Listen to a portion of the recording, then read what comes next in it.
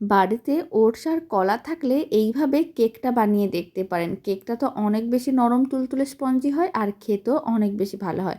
প্রথমে 1 কাপ দুধ নিতে হবে, 100 গ্রাম গুড়ের বাতাসা মিশিয়ে রেখে দিতে হবে যাতে বাতাসাগুলো মেল্ট হয়ে যায়। এদিকে আমি 1 কাপ ওটস নিয়েছিলাম, হাফ কাপ সুজি দিয়ে দিলাম, খুব ভালো করে পেস্ট করে নিতে হবে। মানে ওটস ও সুজিটা গুঁড়ো করে নিতে হবে। এখন সেই গুঁড়োগুলো মিক্সিং বোলের মধ্যে দিয়ে ভালো করে মিশিয়ে নিতে হবে। হাফ চামচের মতন দিলাম বেকিং পাউডার, তার হাফ বেকিং সোডা। খুব ভালো করে মিশিয়ে নিয়েছিলাম। মিশ্রণটার মধ্যে এবার আমি দিয়ে দিচ্ছি একটা ডিম। এতে কেকটা অনেক বেশি নরম তুলতুলে আর স্পঞ্জি হবে।